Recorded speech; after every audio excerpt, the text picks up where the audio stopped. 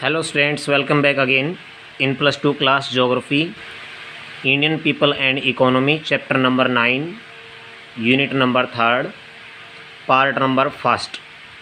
Chapter name is planning and sustainable development in Indian context. Okay, chapter name is planning and sustainable development in Indian context. Indian context के लिए कौन कौन से ऐसे planning होनी चाहिए और कौन कौन से ऐसे जो सस्टेनेबल डेवलपमेंट होने चाहिए। इट मीन्स फ्यूचर प्लानिंग क्या होनी चाहिए, इंडिया के कंटेक्स्ट को आगे डेवलप करने के लिए, इंडिया को डेवलपिंग से डेवलप्ड कंट्री बनाने के लिए उसमें किस तरह की प्लानिंग की और सस्टेनेबल डेवलपमेंट की ज़रूरत पड़ेगी। चैप्टर है हमारे, डिस्कस करेंगे इसके बारे में। ओके, तो प्लानिंग मतलब नियोजन होता है, या प्लानिंग जो आप जानते हैं किसी भी चीज़ की प्लानिंग की जाती है, ठीक है, तभी वर्क सक्सेसफुल होता है। अगर उसकी प्लानिंग नहीं होती है तो वर्क प्रोग्रेस यानी कि कंप्लीट होना मुश्किल होता है। Planning and the sustainable development, sustainable development है कि सतत पोषणीय विकास इसको हिंदी में कहते हैं, ठीक है। आने वाले फ्यूचर के लिए जो डेवलपमेंट सिस्टम है, विकास है, उसको किस तरह का होना चाहिए जो इंडियन कॉन्टेक्स्ट के अकॉर्डिंग है ये chapter. Okay, now you can check or seen this picture. In this picture you are seeing canal, dams, one side desert area. It means I think आप कह सकते हैं it is Indira Gandhi canal, I think, जहाँ तक आपको देखो इसमें कोई टॉपिक राइट नहीं है इस बारे में, बट अकॉर्डिंग टू पिक्चर हम कह सकते हैं, आप देख सकते हैं, समझ सकते हैं, ठीक है, कि आसपास के कंप्लीट एरिया में डेजर्ट एरिया है और यहाँ चेक डैम बना हुआ है एक, और ये कैनल है, ये रोड नहीं है, ध्यान देना, क्योंकि इसमें बीच में पासेज भी बना हुआ, आगे देखेंगे आप, ठीक है। तो ये भी एक सस्टेनेबल डेवलपमेंट का ही एक एग्जांपल है, जो कि पूरी तरह से जो इंडिया के अंदर जो डेजर्ट डे टू डे आगे जो स्प्रेड होता जा रहा था उसको कंट्रोल करने के लिए जो इंदिरा गांधी कैनल, आप जानते हैं अच्छी तरह से, राजस्थान में जो आप जानते हैं अच्छी तरह से, गंगानगर से और उधर से बीकानेर से, ठीक है, और उसको निकालते हुए हनुमानगढ़ आसपास के एरिया से, जैसलमेर बाड़मेर के एरिया में से कंप्लीट झुंझुनू, ठीक है, उस एरिया में से कंप्लीट इसको निकाला गया है, जिसका मेन जो एम था वो क्या था कि डेजर्ट को कम्प्लीटली उसको जो आगे डे टू डे जो इंक्रीज़ होता जा रहा था, जो बढ़ रहा था, आगे कवर करता जा रहा था कंप्लीट एरिया को, इसलिए उसको कंट्रोल में करना। तो ये भी एक प्लानिंग है, ठीक है। Next, yes, we will start this chapter on page number 104। Okay, now part number 1st। The word planning is not new to you as it is a part of everyday use. आपको पता अच्छी तरह से कि ये जो planning word है ये ज़्यादा कोई हमारे लिए कोई नया नहीं है, क्योंकि हम हर दिन कहीं ना कहीं इस वर्ड को यूज़ करते ही रहते हैं कि भी आगे क्या प्लान है, क्या प्लानिंग है, और कल का क्या प्लान होगा, कल क्या करना है, ठीक है, कहाँ घूमने की तैयारी है, कौन सा प्लान कर रखा है, इस तरह की बातें सामने आती हैं, ठीक है। Okay, you must have used it with the reference to the preparation for your examination. आप अपने एग्जामिनेशन के लिए तैयारी के लिए भी कर सकते हैं प्लानिंग किस तरह की है, या और visit to a hill station, और या किसी हिल स्टेशन को हिल स्टेशन पर कहीं घूमने की प्लानिंग हो, तो प्लानिंग कोई भी हो सकती है। It involves the process of thinking, formulation of a scheme और programme and implementation of a set of action to the achieve some goal. इसका मतलब क्लियर है कि ये कोई भी किसी तरह की भी आपकी जो परीक्षा से रिलेटेड हो सकता है, आपके कहीं भी घूमने फिरने से रिलेटेड हो सकता है, और इसमें जो हमारी सोच विचार की जो प्रक्रिया है, कार्यक्रम है, थिंकिंग है, फॉर्मेशन है, जो प्रक्रिया कोई भी किसी तरह की होती है, ठीक है, उसकी रूपरेखा है, स्कीम और प्रोग्राम, ठीक है, implementation of the set of the actions, किसी तरह के कार्य को किस तरह से यानी कि उद्देश्यों को पूरा करना होगा, किस तरह की गतिविधियों को करना होगा, ये सभी इसके अंदर मिक्स होते हैं, सम्मिलित होते हैं, ठीक है। Though it is a very broad term in this chapter, it has been used with the reference to the process of the economic development. इस चैप्टर में मोस्टली हम क्या पढ़ेंगे, process of the economic development, ठीक है। कि हमें किस तरह से इकोनॉमिक डेवलपमेंट को आगे उसको बढ़ाना है, कैसे उसको विकसित करना है। It is thus different form of the traditional hit and the miss methods by, आगे हम पढ़ेंगे, लेकिन उससे पहले एक रिपोर्ट बीच में आई हुई है, उसको भी हम पढ़ेंगे, समझेंगे, ठीक है। तो हमें पता है कि हमें किस तरह से उस सिस्टम को आगे करना है, यूज़ करना है, किस तरह से उसको हिट एंड मिस करना है, यानी तीर और तुक्के के रूप में, यानी कि इसको हम कह सकते हैं तीर और तुक्का होता है कि किस तरह से वो अलग है, किस तरह से उसमें इम्प्लीमेंट किया जा सकता है, कौन कौन से मेथड उसको यूज़ में लाए जा सकते हैं। जो नीचे अभी इस रिपोर्ट के जस्ट नीचे लिखा हुआ है उसको हम पढ़ेंगे, उसके बाद डिस्कस करेंगे इस बॉक्स के बारे में। Which reform and the construction are often undertaken, कि किस तरह के कौन कौन से सुधार करने हैं हमें, कौन कौन से जो रिकन्स्ट्रक्शन होते हैं, कौन कौन से पुनर्निर्माण करने हैं, किन चीज़ों को दोबारा से बनाना है, ठीक है। पहले जो एक्शन में नहीं आ पा रहे हैं या प्लानिंग फेल हो चुकी है तो उसको हम कैसे यूज़ करेंगे। आपने 5 ईयर प्लान का नाम सुना होगा। 5 ईयर प्लानिंग होती है वो यही होती है जो सस्टेनेबल डेवलपमेंट के लिए होती है, कि आने वाले फ्यूचर में किसी भी कंट्री के लिए भी प्लानिंग होती है, कभी भी होती है, लेकिन इंडिया में हम 5 ईयर प्लानिंग कहते हैं, ठीक है, जिसको 1951 से इसको स्टार्ट किया गया था 5 ईयर प्लानिंग, ठीक है। कंटिन्यू आफ्टर 5 ये प्लानिंग चलती हुई आ रही है, जिनको पंचवर्षीय योजनाएं भी कहते हैं।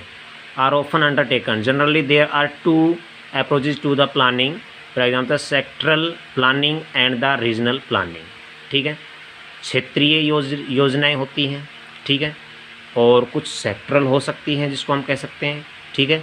अब सेक्टरल और रीजनल प्लानिंग जो होती है वो हम सेक्टर की अगर बात करें तो उसको हम खंड कह सकते हैं, ठीक है, खंडीय नियोजन कहते हैं, ठीक है। दूसरा होता है रीजनल प्लानिंग, रीजनल प्लानिंग होती है प्रादेशिक, यानी कि आसपास के कोई भी एरिया है, कोई भी स्टेट है, स्टेट का कोई एरिया है, स्पेशल रीजनल एरिया है, उसके बारे में हो सकता है, या सेक्टरल हो सकता है, खंड विकास कोई भी हो सकता है, किसी तरह का भी एरिया हो सकता है, ठीक है।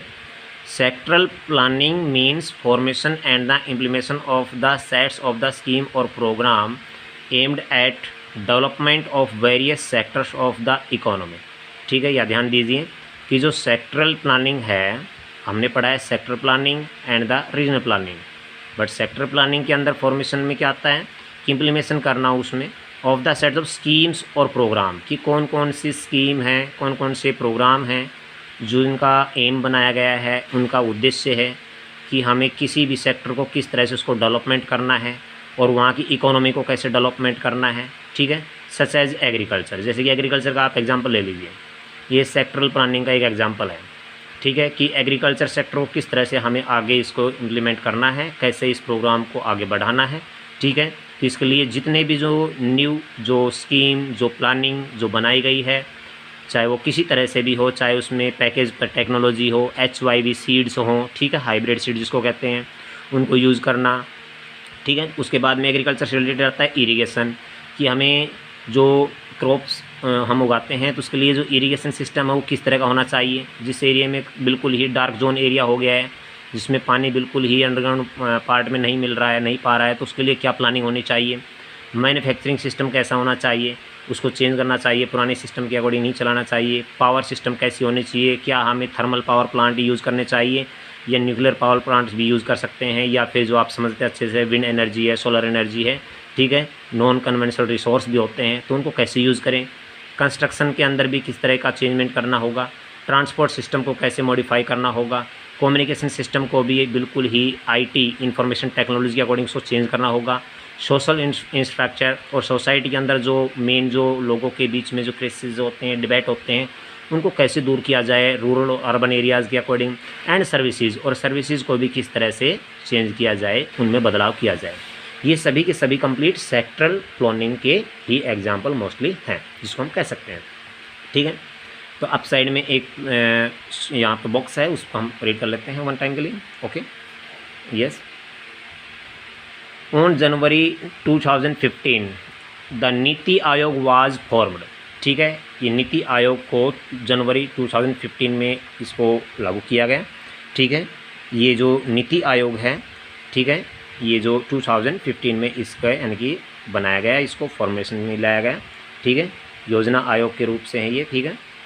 उसके बाद में इंडिया अडॉप्टेड सेंट्रलाइज प्लानिंग आर इंडिपेंडेंस। हमें पता है कि भारत की स्वतंत्रता के बाद में जो सेंट्रलाइज प्लानिंग बनाई गई थी कि केंद्र सरकार ने केंद्रीकृत योजनाओं को अपनाया था, ठीक है, और उसके लिए नए नए कदम उन्होंने उठाए थे, ठीक है। It gradually into the decentralized multi level planning, और इसको अच्छी तरह से मल्टी यानी कि अब एक होता है, आप ध्यान दीजिए, सेंट्रलाइज्ड वो होता है केंद्रीय, और फिर होता है डिसेंट्रलाइज्ड। डिसेंट्रलाइज्ड का मतलब होता है विकेंद्रीकृत, यानी कि स्टेट्स के रूप में उसको डिवाइड कर देना। सेंट्रलाइज्ड होता है कि जिसको पूरी तरह से सेंट्रल गवर्नमेंट जो होती है उसको कंट्रोल करे, ठीक है, और किस तरह से उसको डिसेंट्रलाइज मल्टी लेवल के अकॉर्डिंग प्लानिंग में दिया जाए, या स्टेट्स को भी पावर दी जाए। The responsibility of the plan for formulation was with the planning commission, और इसका सारा का सारा काम जितना भी होता है, जो प्लानिंग का वर्क होता है, वो planning commission at the centre, ठीक है, सेंटर में प्लानिंग कमीशन है जिसको योजना आयोग कहते हैं, ठीक है। तो ये प्लानिंग कमीशन होता है जो पूरी तरह से इसको कंट्रोल में करता है। स्टेट एंड डिस्ट्रिक्ट लेवल्स, ठीक है, पूरी तरह से इसमें क्या हो गया, सेंटर है, स्टेट है, डिस्ट्रिक्ट लेवल है, उसका सारा काम कंप्लीट जो है प्लानिंग कमीशन के अंडर में होता है। But on 1 January 2015 the planning commission was replaced by the NITI Aayog, और ये मैंने अभी बताया था, प्लानिंग कमीशन का ही नाम बदल करके नीति आयोग किया गया है, जो 1 जनवरी 2015 में इसका नेम चेंज कर दिया गया था, ठीक है। जैसे हमने पता है कि WTO था, 1 जनवरी 1995 में उसको WTO का नाम दिया गया था, वर्ल्ड ट्रेड ऑर्गेनाइजेशन। उससे पहले उसका नाम जो था GATT था, GATT GATT, ठीक है। उसी तरह से ये जो नीति आयोग है, ये 1 जनवरी 2015 से जो प्लानिंग कमीशन है उसका नेम चेंज करके दिया गया है, ठीक है।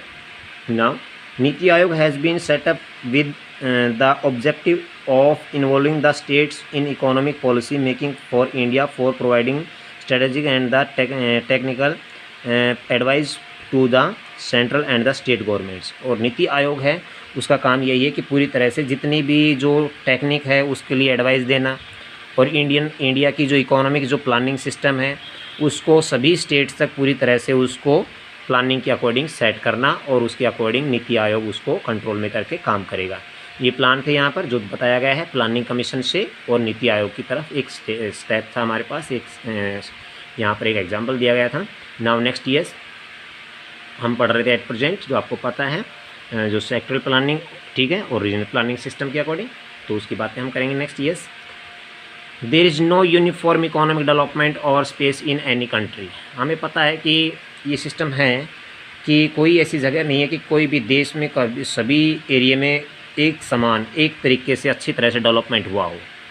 ये यूनिफॉर्म सिस्टम नहीं है कि हर जगह पर बराबर ही डेवलपमेंट हुआ हो। किसी एरियाज़ में ज़्यादा डेवलपमेंट होता है, किसी एरियाज़ में कम होता है, ये देखने को मिलता है। इकोनॉमिक डेवलपमेंट की बात कर रहे हैं, ठीक है।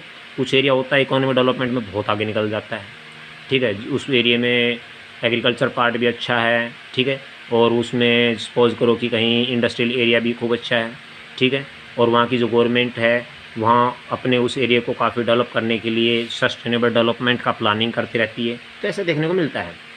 और some areas are more developed and the some lag behind, और कुछ तो एक तो ऐसे हैं जो बहुत ज़्यादा डेवलप्ड हैं और कुछ एक ऐसे हैं जो बिल्कुल ही पीछे हैं। तो ये एक रीजन है उसके पीछे, क्योंकि जो इंडिया का जो जियोलॉजिकल स्ट्रक्चर है वो इक्वल नहीं है, अनइक्वल सिस्टम से है।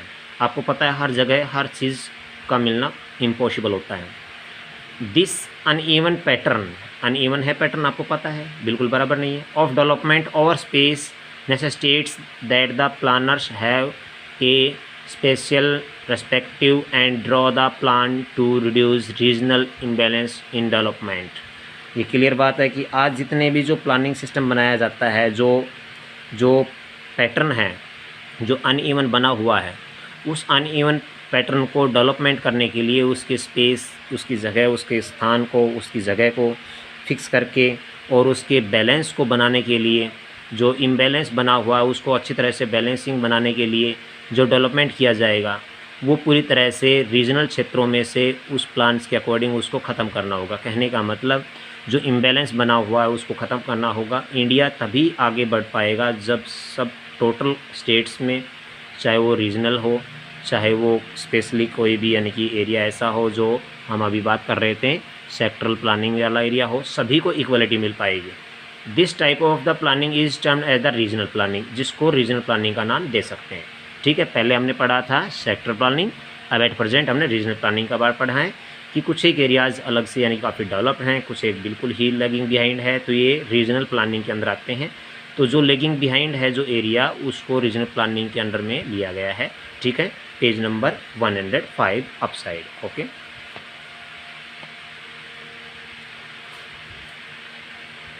Yes now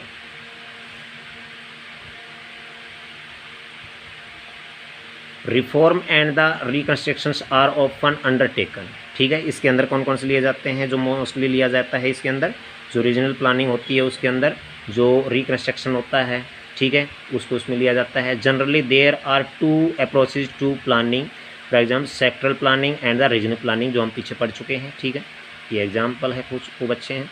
the sectoral planning means formulation and the implementation of the sets of the scheme or the program aimed by the development of various sector of the economy। ये हम पढ़ चुके हैं, वही बातें repeated की जा रही है यहाँ पर, ध्यान दीजिए। Okay, such as agriculture, irrigation, manufacturing, power, construction, transport, communication, social infrastructure services. ठीक है, और ये आई थिंक मुझे लग रहा है कि ये दोबारा से यहाँ पर प्रिंट हुआ है। ठीक है, आप समझ पा रहे होंगे अच्छी तरह से, जो पीछे हमने पैराग्राफ पढ़ा है वही दोबारा से प्रिंटेड हुआ है यहाँ पर। इसको प्लीज़ आप छोड़ दीजिए। ओके, इसको हम छोड़ सकते हैं। ठीक है, नेक्स्ट यस, आगे हैं target area planning, very most important topic. आप समझ पा रहे हैं बेटा, चेक कर सकते हैं, पढ़ सकते हैं। ठीक है, नो प्रॉब्लम, इसमें रिप्रिंटेड हो रहा है यहाँ पर इस पेज पर। Okay, target area planning. ठीक है, अब हम पढ़ेंगे, मोस्ट इंपॉर्टेंट पॉइंट है हमारे सामने कि हमारा जो प्लानिंग है, हम जो प्लानिंग करते हैं तो हमारा कोई टारगेट एरिया होना चाहिए कि हमारे इस एरिया में ये टारगेट है, हम इस एरिया को पूरी तरह से कम्प्लीटली डेवलप करेंगे। तो उसके लिए जो टारगेट एरिया प्लानिंग होता है वो किस तरह का होता है, कैसे उसको उसका पैटर्न तैयार किया जाता है, आइए डिस्कस करते हैं। ओके, जैसे कोई भी एरिया हो सकता है जिसको टारगेट का मतलब लक्ष्य भी कह सकते हैं, लक्ष्य कि हमारा क्या लक्ष्य है। ठीक है, और उस लक्ष्य के साथ में एरिया प्लानिंग बनाना, क्षेत्रीय नियोजन या क्षेत्रीय प्लानिंग बनानी। ठीक है, आप समझते हैं। Next yes, the planning process has to take special care of those areas which have remained economically backward. हमें ये इम्पोर्टेंट पॉइंट टारगेट लेना है कि हमें उस एरिया को प्लानिंग प्रोसेस में लेना है जो एरिया एक्चुअल में रियलिटी में जो आर्थिक क्षेत्र से या आर्थिक रूप से पूरी तरह से बैकवर्ड है, बिल्कुल ही पिछड़ा हुआ है, उस एरिया को हम टारगेट बनाकर चलेंगे तो उसमें प्लानिंग हम बना सकते हैं। As you know, the economic development of a region depends upon its resource base. ये भी आपको क्लियर पता है, बिल्कुल फैक्ट है कि इकोनॉमिक डेवलपमेंट होता है वो क्षेत्रीय रूप से वहाँ पर जितने भी जो रिसोर्सेज होते हैं उन पर डिपेंड होता है।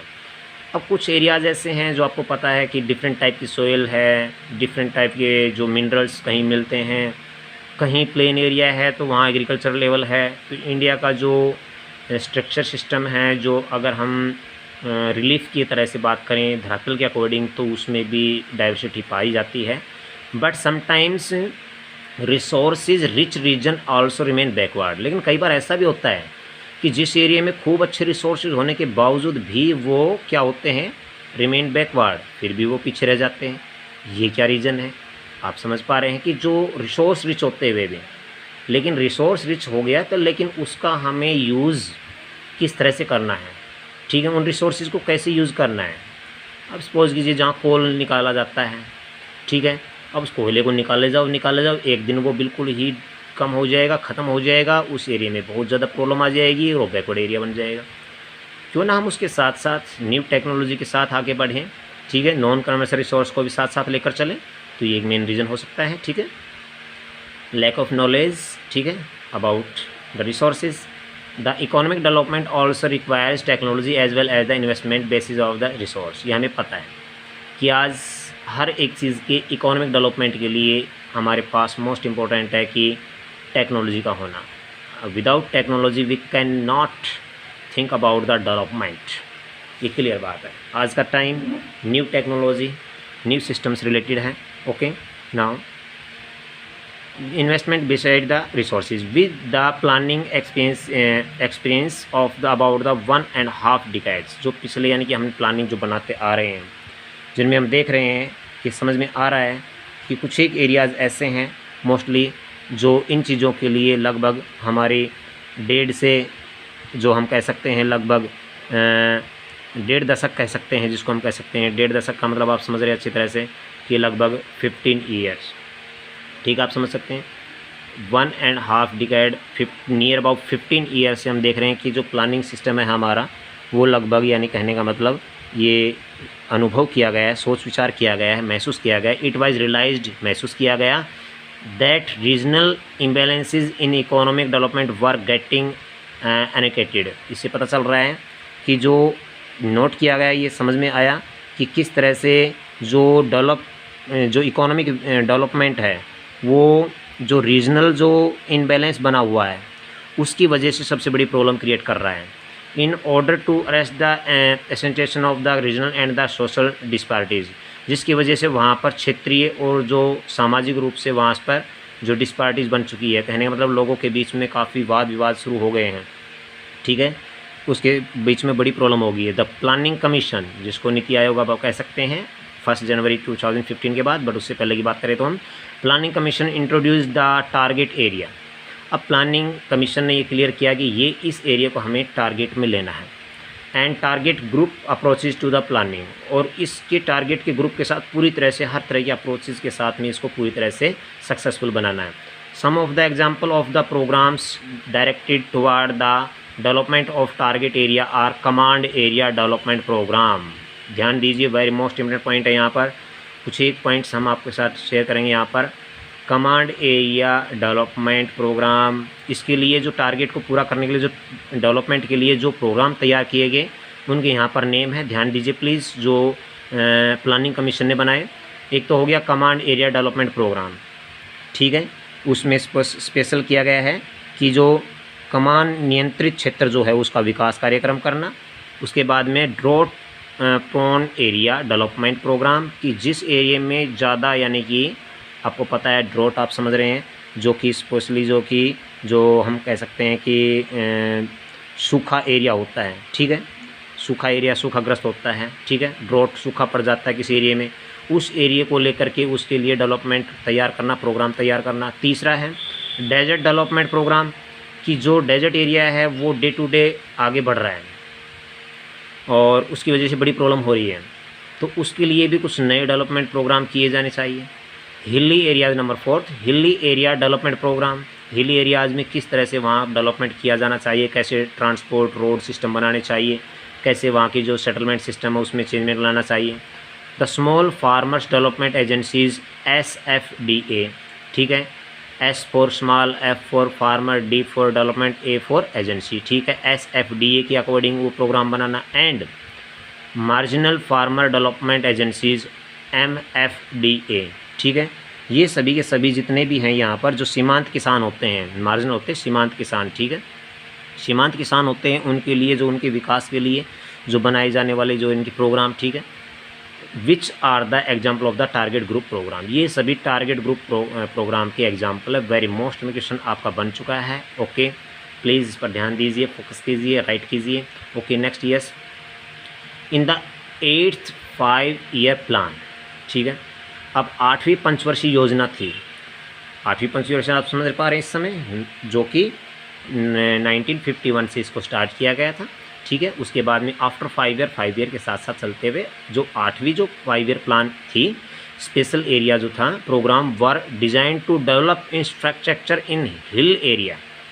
8वीं पंचवर्षीय योजनाओं में सबसे पहले ये डिज़ाइन तैयार किया गया था कि जो सस्टेनेबल डेवलपमेंट के अकॉर्डिंग, कि उसके इंफ्रास्ट्रक्चर को हिल एरियाज़ के एरिया के अकॉर्डिंग उसको डिज़ाइन करना है, कैसे उसको तैयार करना है, कहने मतलब 8वीं पंचवर्षीय योजना में पर्वतीय क्षेत्रों के लिए जो उसमें जो उसका डिज़ाइन तैयार किया गया। कौन सा area? Mostly north eastern states, very important point है, ठीक है। इसके अंदर जो 8th 5-year प्लान था उसमें किस एरिया को टारगेट बनाया गया था? Hill area. और कौन सा?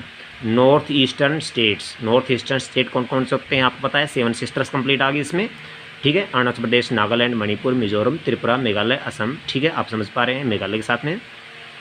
Tribal area and backward areas, tribal area भी आपको पता है मोस्टली वही है, ठीक है, और ये बैकवर्ड एरिया भी काफ़ी है। तो इसके लिए काफ़ी सस्टेनेबल डेवलपमेंट सिस्टम के अकॉर्डिंग उसको आगे बढ़ाया गया है। आपको पता है कि पवन हंस हेलीकॉप्टर स्पेशल इस एरिया के लिए क्या है, पैसेंजर के लिए सबसे ज़्यादा अच्छी यानी कि फैसिलिटी दी गई है। आपने पढ़ा था ट्रांसपोर्ट वाले सिस्टम के अकॉर्डिंग हम देख सकते हैं, समझ सकते हैं, ठीक है, ऑन पेज नंबर 105 अपसाइड।